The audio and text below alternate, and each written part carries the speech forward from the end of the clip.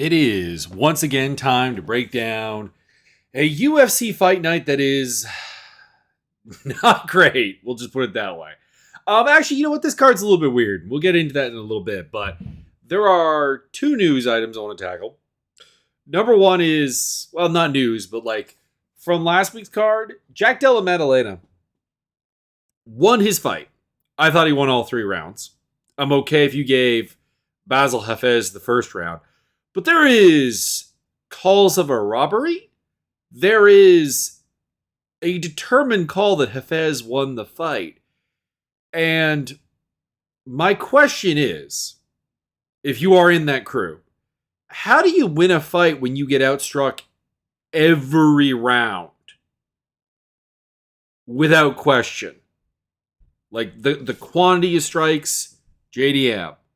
The quality of strikes, JDM. The damage done by those strikes, JDM. All 3 rounds. All 3 of them. The first round I'm okay with because Hafez did something with his top control. He got a takedown because JDM was jumping guillotines the entire night. And did get to a position where he applied an arm triangle, which I didn't think was super close to ending the fight, but some people did, and obviously your mileage may vary. All right. Close to finishing it. Control. The most competitive strike numbers. That's fine. But round 2, he gets lit up. Yes, he gets a takedown again. But he gets lit up. He gets outlanded quite badly. Outdamaged quite badly. Hang on. Let me get the numbers here because I feel like the numbers are required here for a moment. I need the right event. Jack Della Maddalena. 2 Ds or 1 D? 1 D, I think. No, 2 Ds. Okay. Outlanded 27-16 on 6 strikes. 47-29 overall. No submission attempts. 0 for 6 on takedowns, actually. 2 minutes and 15 seconds of control. Control does not win fights unless there's just a complete lack of anything else. We're aware of this, right? Like, to win a fight on control, everything needs to be like even, or there just needs to be nothing else. Like, I'm not going to say takedowns and control don't win fights. It can, but it requires not getting smashed in the face and the body 50 times, and then you could go 10-8 in the 3rd round.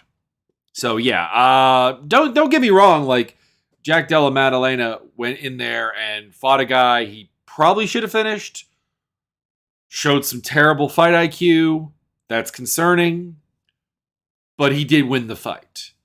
And apparently, and I haven't seen this confirmed in a way that makes me like want to be confirmed because like we just recently had another example of the UFC announcing a fight. Costa versus Alaskarov that was in no way booked. Which people are mad at Paulo Costa for. I want to be clear on that. You want to be mad at Paulo Costa for overplaying his hand, although he did get the fight he wanted. You want to talk about Paulo Costa being not terribly interested in fighting, not willing to fight backwards, not willing to fight regularly. Go ahead, please. Go ahead. I am not here to defend Paulo Costa wholesale. But the idea that people are actually disappointed in him that he's not fighting Ikram Alaskarov, even though when the UFC announced the fight, he said there's no contract and I'm not signing one. You bought wolf tickets from the UFC. That's all I can say. And now we have possibly Israel Adesanya versus Sean Strickland, and a bunch of other fights that got announced. Probably mostly to distract away from the Francis Ngannou boxing. That I have not seen confirmed by either party that there's actually a contract in place, so we'll see. I have no doubt Izzy will sign, or not Izzy, Sean Strickland will sign. I would think Izzy wants the DDP fight. And like, I can't believe I'm saying this. I want the DDP fight because as cringe as the DDP trash talk will be and has been, Sean Strickland will be even worse. And the fight itself asks zero questions. Someone asked, like, how does Sean Strickland statistically win the fight? The answer is he works behind a jab and gets in on some grappling exchanges and shows off the fact that he is actually a top flight grappler and gets Izzy down and does his thing. But Izzy's not that easy to take down. He's not that easy to pressure with just a jab, and we'll probably take him to school. So, pre-prediction for that fight. If it does happen, and I really hope it doesn't, and that's not an anti-Sean Strickland thing or an anti-Izzy thing. Because to be clear, if Izzy beats DDP, then okay, Sean Strickland's about all you got for a title shot. Unless Chimaev fights Costa and like really, really impresses. But like, it's not an interesting fight. It's just not. It has an interesting dynamic, but it's one that I don't see playing out for various reasons. All right, onto this card. Now, what I meant when I said this card is odd is I actually rather like the undercard. I'm looking from the bottom up. You got Jafel Filio versus Daniel Barras. I think that's going to be good. Bruno Bazil and Shauna Bannon is not a great fight, but like new blood at 115, undefeated fighter. I'm interested. Chris Duncan versus Yanel Ashmouz. Interesting. I have a certain level of interest in Ashmouz, and Duncan can be very exciting. Ketlin Vieira, Penny Canzada. I don't know why it's not on the main card. This is two top 10 fighters fighting each other. It's a division that desperately needs to move on and get going, and these are two of the younger people that can maybe interject some post-Nunez fun to it. Brian Barmarena, Mahmoud Murdoch, very fun fight. Mick Parkin, Jamal Pogues, not looking forward to it, but it could be good. Diakese, Joel Alvarez, it's got a little improvement, but like, and Davey Grant, Daniel Marcos, and Lerone Murphy versus Josh Kulabau. I like those fights. But everything at the top 1, 2, 3, 4, 5 fights. Like, I'm interested in Wood Feely, but like it feels like a letdown fight because it just feels like Feely's like, past his best before date. But like McCann, Stolyarenko, we're going to get into that, but that's not interesting. Munoz, Craig, that could be interesting. They could also be just sad. Herbert Ziam, oh God, I'm not looking forward to that fight. and Aspinall, Tybura, like a lot of sort of depression bait here. I don't know. It's kind of weird. Like I was from going from the top down. I was like, wow, this is really bad. This is worse than the home card. And then I get to like the end of it, and I'm like, you know what? It's probably going to open up with a bang. Anyways, Marcin Tybura versus Tom Aspinall. What to say about this fight? Because if Aspinall is healthy, and if Aspinall is not a huge gasser, he wins this fight. He's the better striker of the two. He's the more dynamic fighter. He's the better athlete. He's the more lethal fighter. He's, I would honestly say, the more skilled fighter. Tybura's advantages are proven cardio and durability. Like, can he take him into deep waters? And the fact that Aspinall is coming off of a major injury layoff that could potentially be a problem. Because we've seen it before. Fighters are not the same after an injury, ever.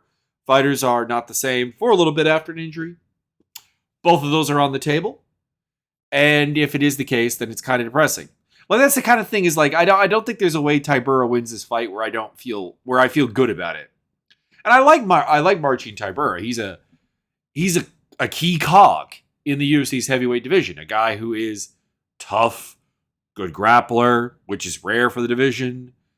Not a good striker, but he's like persistent and somewhat adaptable and somewhat variable. Like he is a sounding board for how good of a striker you are. And if you're not a particularly good striker, he'll find ways to have success. But it's like, if he wins this fight, like it's like, okay, maybe is Aspinall a fraud? Fraud check sort of deal, or just like general cardio issues? Or is Aspinall just not the same after his injury? And both of those are like really depressing ideas. I'm going to go with Aspinall by a second round TKO. I think Tybura gets out of the first round. And a submission seems unlikely. Tybura, I don't believe has ever been submitted. I'm pretty sure I looked this up and the answer was no. I think his stoppage losses are all TKO. TKO by Augustus Sakai, TKO by Shamil Abdurrahimov, TKO by Derek Lewis. Yep. And Dr. Stoppage against Stefan Poots outside of the UFC. Yeah, he's not a guy who gets submitted, but like, I don't know. I guess it wouldn't surprise me. Aspinall is Aspinall is actually a legitimately good grappler, legitimately dynamic, and legitimately exciting. So here is fingers crossed, toes crossed. If Tom Aspinall comes out here and he looks like the old Tom Aspinall, this main event is worth the time. And to be clear, he should be in a main event in the UK. He should be having a high-profile fight. A card should be built around his return. It's just that anytime you have a return fight, there's trepidation. There's nervousness. And that's what I'm feeling with this fight. Aspinall is a 450 to 520 underdog or favorite. Pardon me. No. I don't think anyone's ever been that kind of underdog against Tybura. Tybura is 340 to 360 on the underdog scale. Molly McCann, Julia Stolyarenko. I'm not gonna waste a lot of time with this fight because I don't think this fight's gonna happen. Stolyarenko is a lady who has had a hard time making 135, and they have her booked in a co-main event at 125. It's stupid booking. Like, I know the goal is to get Meatball a win in front of the hometown. Well, not the hometown, but the home country. Because this is in London, right? Yeah, this is in London. So not the hometown, but the home country. And how do you do that beyond someone who, like, is just kind of good at arm bars and is a little bit tough? But, like, I honestly will be surprised if this fight goes ahead. If it goes ahead, Molly going to win because Stolyarenko is not very good and she's cutting way too much weight. And that will probably compromise one of the few things she had going for her, which is her toughness. McCann does hit reasonably hard, is kind of an awkward striker, but an effective one nonetheless. And Stolyarenko doesn't have a way to implement her game. Like, she's not even a good clinch fighter. She's Ronda Rousey without the physicality and without the judo, essentially. And toughness. I guess that is the one thing she has Ronda doesn't have. But like, there's nothing resembling a striking game. There's not really a good clinch game. There's not really a good takedown game. There's not even a particularly good grappling game. Again, aside from the armbar. McCann by TKO. I guess if it happens, but honestly, my money is fight does not happen. McCann minus 200 to minus 225. Stolyarenko plus 165 to plus 180. Nathaniel Wood, Andre Fiallo, or Andre Fili. There is an Andre Fiallo, but he's not on the card. Despite being only 33 years old, it just seems like Fili's kind of done. Like, his fights with Charles Jourdain and Bill Algeo were like alarmingly close in fights that I think he should have won. He didn't really have answers for Bryce Mitchell, Sadiq Youssef, and Joe Anderson Brito. That's like not the worst thing in the world. Those are good fighters, but like, I haven't watched an Andre Fili fight since 2019. His fight with Shaman Moraes, and went, Fili's putting it together here. Fili's getting better. Fili's still the man. It's just kind of like everything is still there. He still scrambles well. He still has a pretty decent boxing game for a team alpha male guy. He has a pretty decent dynamic shot. He's still fairly tough. He's still fairly in shape and a guy who takes cardio, but it just seems like little bits are falling off. Little bits of speed, little bits of power, little bits of exciting ability. These are all like just kind of fading away. And with Nathaniel Wood, I have some base fear that like 5'6" Nathaniel Wood is just too small for 145. Just not big enough. But like dude is fast, slick. He's a better striker of the two. He's actually fairly hard to take down despite that size problem. He scrambles well. He grapples pretty well. He's a pretty solid athlete, which again, he's a guy who at 29 years old, I don't want to say is on the rise, athletically speaking, but he is still very much prime, still looks very, very good. Granted, a little unprotested at 145. Charles Rosa's just not very good. And his other fight at 145 was Charles Rodin, who Fili beat. So, it's a step up. It's good matchmaking. It's just researching it. I was just kind of like, man, I really do just feel Fili is falling off. Like, this is a fight that I probably would pick him in 4 years ago. Just not now. I got Wood by decision because Fili is still tough, and Wood is not a huge finisher. Wood is minus 200 to minus 220. Fili is plus 162 to plus 180. You could bet on Fili at those odds. You could bet at Wood on those odds. So, it's interesting. But again, the disclaimer on the betting. Do not bet what you cannot lose. MMA is a harsh, harsh mistress for betting. Andre Muniz versus Paul Craig. Paul Craig coming down to 185, and I don't think it really fixes anything. Like, I am not a fan of 35-year-olds changing weight classes. Your body does not handle it particularly well. The weight cut is going to be notably harder.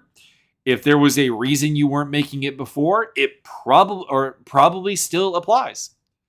And it's not like Paul Craig. It's like, Paul Craig, your only problem at 205 is just kind of got manhandled, kind of got bullied by bigger guys. Don't get me wrong, that has happened. But the problem with Paul Craig is just like, you're not a very good striker. You're not a very good wrestler. You're not particularly good in the clinch. You're tough. You're aggressive. You don't give up. You got heart for days. Braveheart is an appropriate nickname. But the truth of the matter is that you are at your best when you're on your back with a guy in guard. And or the rare times where you get him down on top. And you just don't have really the tools to get there on a regular basis. And 185, like it or not, is a better grappler's division than 205. And here you are getting Andre Muniz, who despite his disappointing performance against Brendan Allen, is a really good grappler. And it's not just the submission win over Jacare, because I think we can safely say that was an overhype of Muniz. But if you're going to play grappling games with Andre Muniz, and you're also willing to work off your back, and you don't have the most reliable takedown game in the world, and you don't have a super strong striking game or a super powerful or a super dynamic striking game to hurt him on the feet, how does this just not end up being a grappling match between a Brazilian and a UK guy? And you don't play jiu-jitsu against jiu-jitsu guy from Brazil, I guess. And Muniz is also the better athlete, in my opinion. He's probably, honestly, even the better striker. His striking against Brendan Allen got him in trouble, don't get me wrong, but it does look somewhat improved, and Paul Craig's has been pretty bad. And you throw in the fact that body chemistry is probably off right now for Paul Craig because it's the first time cut to 185 at a relatively advanced stage for an MMA fighter. And I got to pick Muniz by decision. Muniz is the favorite, minus 210 to minus 245. Craig is plus 175 to plus 188. Jai Herbert versus Faris Ziam is a fucking trash fire. These are two guys who are very tall, 6'1" at 155, both of them. Long ass reaches. Guys who are used to being able to play from the outside. And just kind of have the reach insulate them, and it just doesn't really work in the UFC, and it won't work here because they have similar reaches. I don't know. I guess I was I was more sold on Jai Herbert when he came in. I was like, this guy's going to be pretty good, and at least I had that. I had that moment of discovery that he was not going to be a contender or even like a top 15 guy. And with Faris Ziam, I just get the feeling that mentally he's not ready for this level. Like, he's got all the physicality you could want. I also think he's officially at Killcliff now, I think. So I guess that would be interesting, I guess. You're at Killcliff FC, and that maybe is going to build something out of him. But like, Killcliff also tends to be a gym that breaks you down before building you back up. So how long has he been there? Faris Ziam. Camp history 2021. That is not enough time. He has gone 2-1 during his FC Killcliff association, but a majority win over Luigi Vendramini and a decision over Michelle Figlak doesn't do a lot for me. And a loss to Terrence McKinney. Now, granted, Jai Herbert is not Terrence McKinney. I mean that both in positive ways and in negative ways. But I guess I'm trusting Herbert more. He's the underdog, plus 120 to plus 145. I have him by decision. Ziam is minus 150 to minus 170. I don't think I'm going to bet on Herbert, even though I'm picking an underdog, and that usually means I'm going to bet on him. I don't know. I have a hard time getting like hyped up or like super interested or confident about this fight. Lerone Murphy versus Josh Kulabau. I love me some Josh Kulabau. Dude is not a great athlete, not a particularly deep technician in any way, but he brings the hustle, tries really hard, fights with like fight IQ and like ideas and good game planning and good tactical adjustments and so on. I like him a lot more than Lerone Murphy, in fact. But Lerone Murphy is a much better athlete. And I don't mean like he's just a much better athlete and not really a particularly good fighter, because like he is comfortable in every aspect of the fight. He is well-rounded. He is bringing the fight. He himself will usually have a couple of really good ideas, but like a couple of really bad ideas too. Yeah, it's just Murphy by athleticism and the fact that like he's an athlete who's tough, who's well-rounded, who has like the fighter spirit and so on. It's going to be a fun fight. I'm looking forward to this one. This is the only main card fight that I, without reservation, am looking forward to. Because I'm not super stoked for Muniz Craig. I don't think McCann Stolyarenko is going to happen. Wood versus Feely has a little bit depression vibes on it, but actually should be a good fight, but like, depression vibes. And then Aspinall Tybura has a fair amount of possible depression vibes, and Herbert and Ziam, I need to emphasize once again, is a trash fire. Murphy is the favorite at minus 140 to minus 156. I got him by decision. He's not a huge finisher, and Kulabau is tough. Kulabau plus 120 to plus 125. Probably will put a little on Murphy. I think I bet on like almost all of Murphy's fights. Davey Grant versus Daniel Marcos. I want to be excited about this fight because I like both guys. But going from Simon Oliveira to Davey Grant, that's a big step up. It's a really big step up. And Davey Grant's 37, so like he may have just like kind of fallen off. So it's a bit of bizarre matchmaking. It's a bit confusing. But it is two style matchups that should be fun. Marcos is a good kickboxer. He hits fairly hard. Fundamentals are pretty good. On offense, defense, a little lacking, little hittable. Davey Grant is the opposite in the sense that he is not what anyone would consider a good fundamental striker. Like the textbook is not there. No.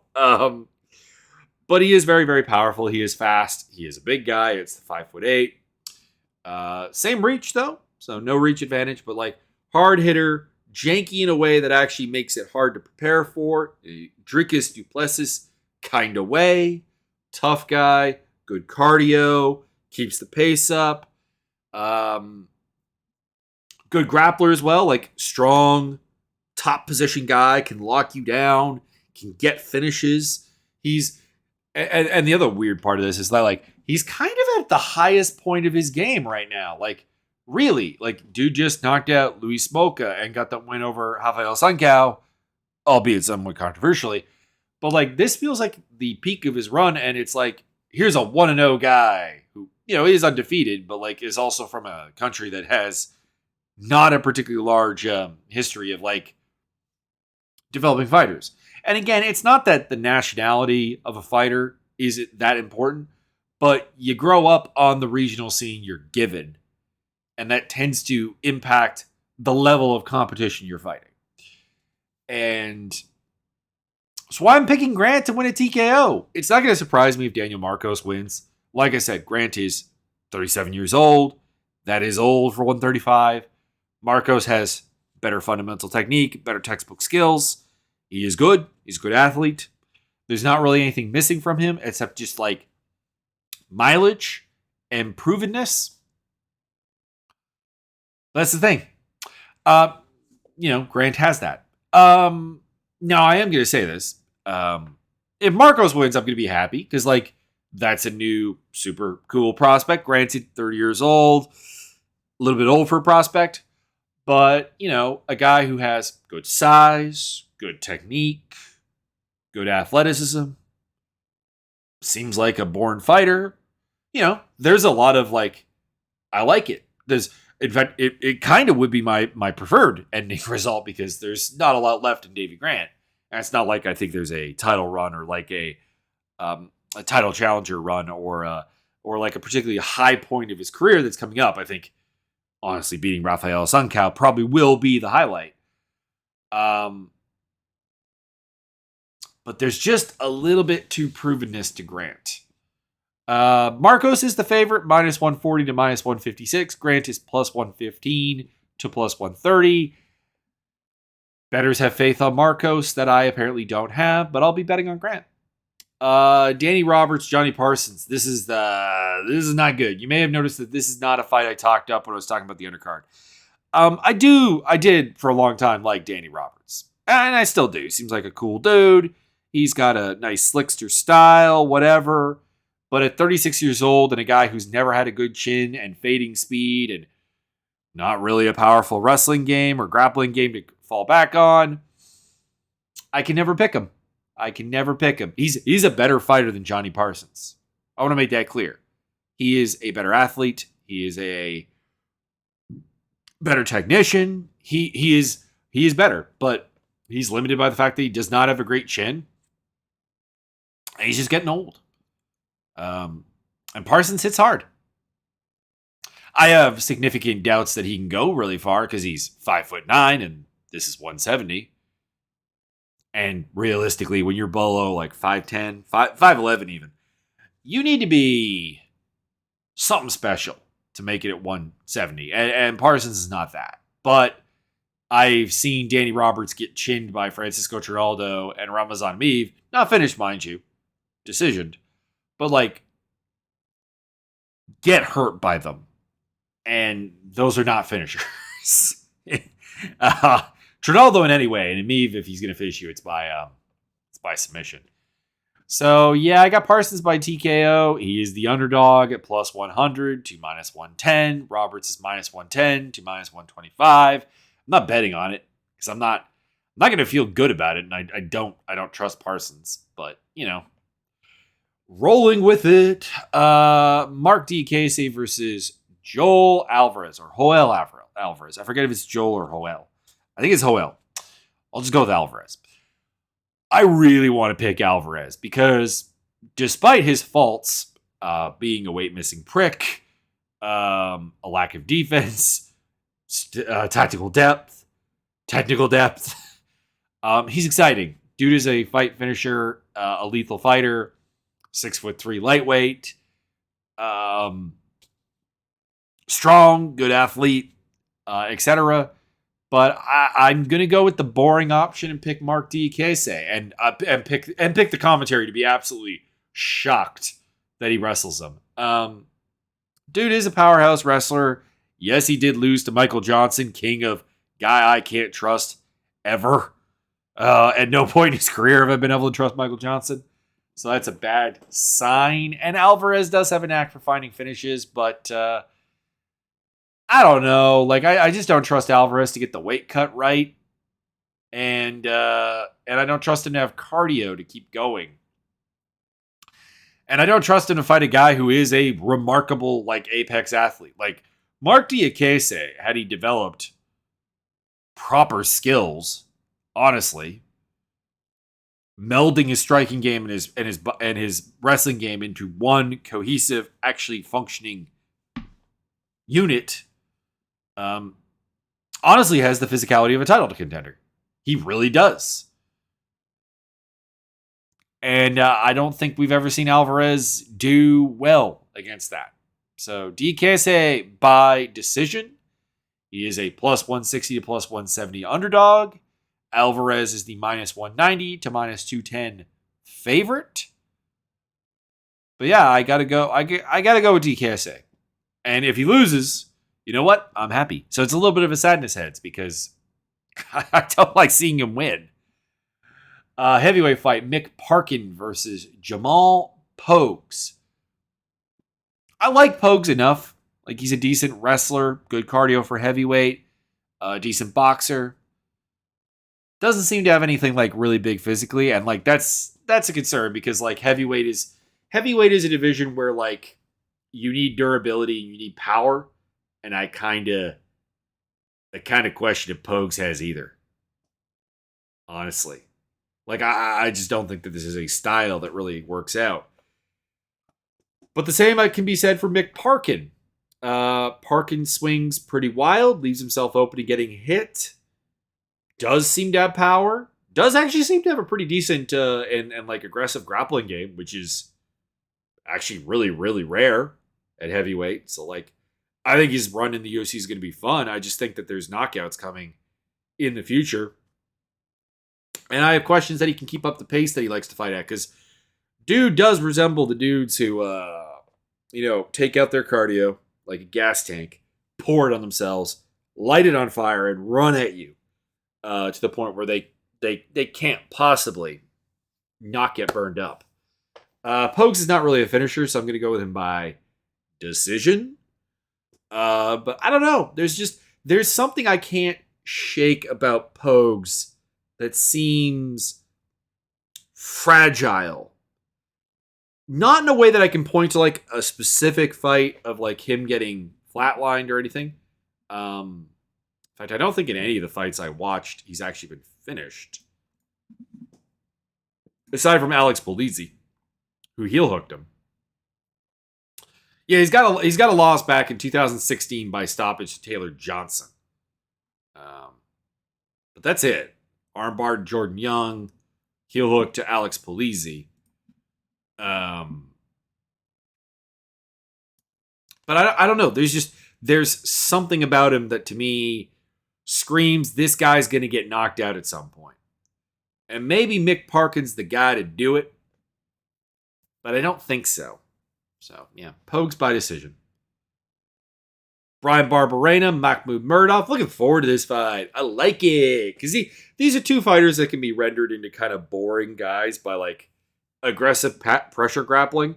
Murdoch doesn't do that. And Barberena, he can, but he's the smaller guy here coming up from 170. And he doesn't like to. He wants to go out there and throw hands. He wants to go out there and have a bare knuckle boxing match, essentially, with 4-ounce gloves. And Murdoch is quite happy to oblige him. Murdoch's got good boxing. He's got a decent kicking game. I really question his ability to like withstand good pressure and wrestling, but that doesn't seem to be a factor here. And that's why I'm going with Murdoch in what should be a really fun fight. Barberena, durability is a question mark. He seems to be fading even at the age of 34. Like, he's only a year older than Murdoch. How many months is it exactly?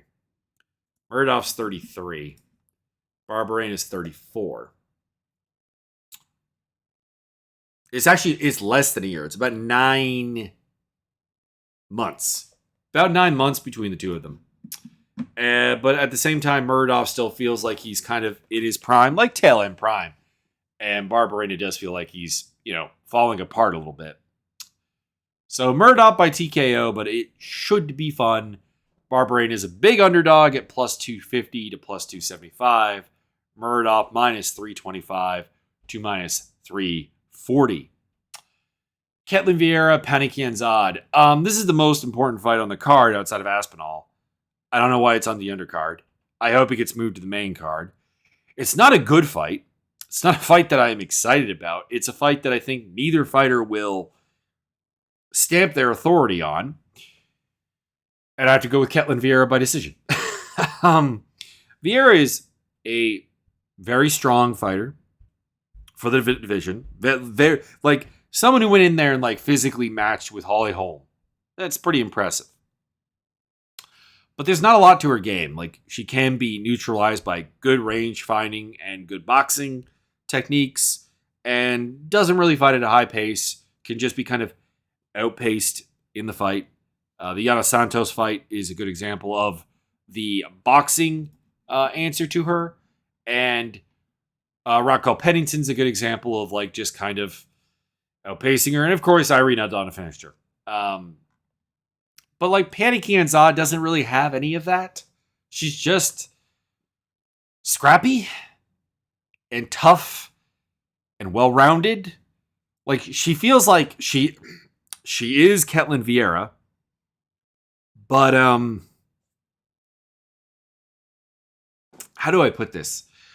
Without the physicality, it just feels like they're going to throw very similar looking combinations at very similar looking paces and similar outputs, and Ketlin Vieira is just going to be able to hurt Pannie Kianzad, and the inverse is not actually going to be true, and neither of them is really going to implement a grappling game on the other, because it's not really what Kianzad does. She can, but it's not really.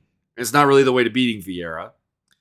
And Vieira probably actually could be a good takedown artist, but doesn't really do it. And that means that we're probably going to see both of them have kind of the idea to do it, but just clash in the clinch and get stuck. And I trust Vieira's physicality more under those circumstances. So I'm not looking forward to it, but this is two top 10 ranked fighters. This is a fight that won't be a title eliminator or anything, but the winner of this fight does end up in the nearby title picture with another win. So feature it. I guess I'll talk about women's 135 and women's 145 real quick. There are people who want it shut down, and I don't necessarily have a problem with it, because my problem with the division is not what some people say, which is that 145 and 135 cannot be good. There's just not enough women. There's not enough interest. There's not enough bodies. There's not enough up-and-coming talent to make the division work. I don't agree with that. Because I think if you look at any division's history, when the UFC or a major promotion in general has not been trying to develop a division, of course there isn't, because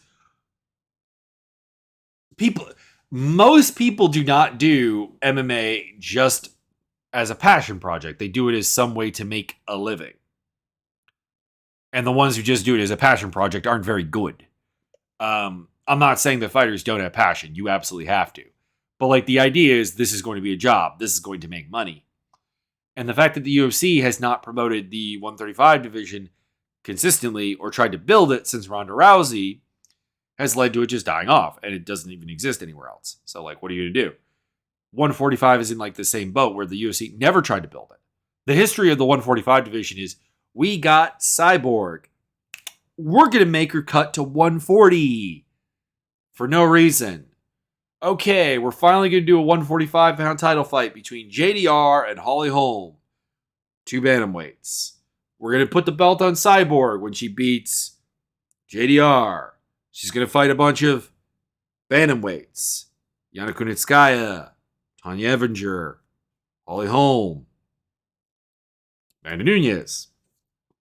Amanda Nunes is going to fight a couple of actual featherweights, Felicia Spencer and Megan Anderson, but we're never going to build this division to the point where it's more than 5 fighters. It's never going to have a rankings. And then we're surprised when there are no bodies. Why would there be? So if the UFC is not going to try, then yes, by all means, get rid of the 2 divisions. But there are good fighters. Like as cringe as Juliana Pena is, I find her fun as a fighter. There's even a couple of interesting fighters at 145 over in the PFL tournament. Like they exist in very small numbers, but they like exist despite 2 divisions that have zero support from the sport and no real infrastructure. Like, you know, it's going to get better, but it requires effort. I don't know if I read the odds. Kean's odd is a plus 125 to plus 130 underdog. Vieira minus 150 to minus 166. Chris Duncan, Yanal, Ash, Moose. I am not sold on either guy. I am sold on Chris Duncan being fun. He is scrappy, willing to do whatever it takes, and to fight somebody where victory is possible, even if it's ugly as sin. And that was his Omar Morales fight. Toughness, grit, not a lot of athleticism, not even great technique. Just tries really hard. Maximum effort. Ash Moose hits pretty hard, it seems. But I don't really respect Sam Patterson all that much, so the knockout of him doesn't do much for me. Seems reasonably strong. But I don't know. There's something inherently kind of low pace and anti-meta about him that I think Duncan can outpace. I think Duncan can do Duncan is a man who can do the crazy man pace performance and do it for 15 minutes. Most guys can't. And I just kind of predict that to happen here. But at the same time, Ash Moose can take his head off and just destroy him and just shut him down. So I've got Duncan by decision. He is the minus 140 to minus 160 favorite. Ash Moose is plus 120 to plus 130. If you've got a really good read on this fight, there is money to be made on both of those lines. But I don't. Like, I would not. I'm picking Duncan, but I would honestly not be surprised if Ash Moose just detonates him. Like, I just think Duncan has more avenues to win, and I don't trust either guy. Bruna Bazell versus Shauna Bannon. Shauna Bannon, undefeated Irish fighter. Here we go. Paddy Houlihan disciple. I like Paddy Houlihan. I couldn't really tell you why, honestly. But I do. But I am picking Brazil. I was fairly high on Brazil coming into her Denise Gomes fight, but then I realized that she does not move her head. And she is there to get absolutely lit up. But Denise Gomes, as we saw from the Yasmin Howard fight, is actually a really, really hard hitter. So the bad footwork, the non-movement of the head, the inability to absorb strikes particularly well, hasn't been proven to like scale down to lesser hitters, and Bannon is a lesser hitter. She's the more technical fighter. She's a decent technical boxer. She's got some kicking. She's hard to take down. She scrambles actually quite well, but there seems to be very, very little danger to her. She's not a great athlete. She's not a great finisher. She's not a great dynamic person in terms of as a fighter. I'm left thinking that in like 2 years or so, she'll still be here and Brazil will be gone. She'll be in that Montana De La Rosa, Andrea KGB Lee kind of spot where like she's just kind of well-rounded enough and and game enough that she'll pick up some wins over some Dana White Contender Series grads and so on. Maybe pull off a big upset or two. Maybe even here. But I am picking Brazil's like just raw physicality, power, size to be able to carry it. Although Bannon does have like a ridiculous 69 inches apparently of reach. She does not seem that big. Kind of weird. She's 5'5". But yeah, I'm gonna go with Bruno Brazil by TKO. But I don't know. I'm interested. I'm interested in the clash of the athlete with dynamic finishing ability and lethality versus the just well put together fighter who is not a bad athlete, but is not a particularly great one. Not a particularly plus athlete. Jafal Filo versus Daniel Barris. I am looking forward to this fight. These two guys are both like just little like back-taking, scrambling machines who throw like terrible punches in a lot of ways. There is a fight of Barres on the regional scene where he just comes out and just starts throwing from the hip. Like no regard for getting hit. And somehow he doesn't get knocked out. They both love to fight at a really high pace. Barres even more so. Fio's the better technician, both as a striker and I think as a grappler. But Barres is the better athlete and the more wild man and the more the higher pace guy and the more scrambly guy. And both of these guys are going to get their back taken at some point, and I think that's the problem.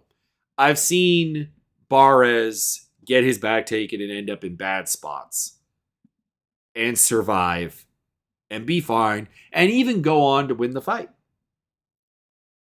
I don't think I've seen the same from Fio. I think when he gets in trouble, he gets finished. And that's why I'm going with Barres by submission here. But it's going to be fun. It's like the definition of wild flyweight fun. And I am so here for it. It's going to be sad if this is like the best fight of the night. It might be. But like it's just going to be sad if it's the first fight of the night. That is the best. But I don't know. I'm looking forward to Duncan Asmus. I'm looking forward to Brazil Bannon. I'm looking forward to Murdoch Barberena. I am somewhat fascinated by Park and Pogues. I am somewhat fascinated by DKC Alvarez. Danny Roberts, Johnny Parsons could be fun. Davey Grant versus Daniel Marcos, gonna be fun. Lerone Murphy versus Josh Kulabau, gonna be fun. It's just that it's those last 5 fights. It's those last 5 fights that have me trepidatious. As per usual, down below, there is some links to my social medias, my Discord. We're doing mixed martial arts stuff there. Fight Simulator, Pro Wrestling Simulator, Slam Ball Simulator, maybe. I'm trying to think of how to make the Slam Ball Simulator better. A way for like the Discord to actually get involved in it. And there's my Twitch stream, my YouTube channels, so on. Places you can find this podcast. Check it out. Give me a follow on Twitter. Hop on the Discord server. Say hello. And I will see you after the fights. Because even if this card sucks, I didn't do a recap to the last card. And I feel like I definitely owe you guys a recap for this card. So, there you go. Even if it ends up being like, even if the 5 fights end up being like all my bad feels about them coming true, I'm going to be back. Hey, we're going to break it down. Did pretty well last week. Actually went like 8-4. But anyways, we'll see if I can repeat that. I will see you after the fights.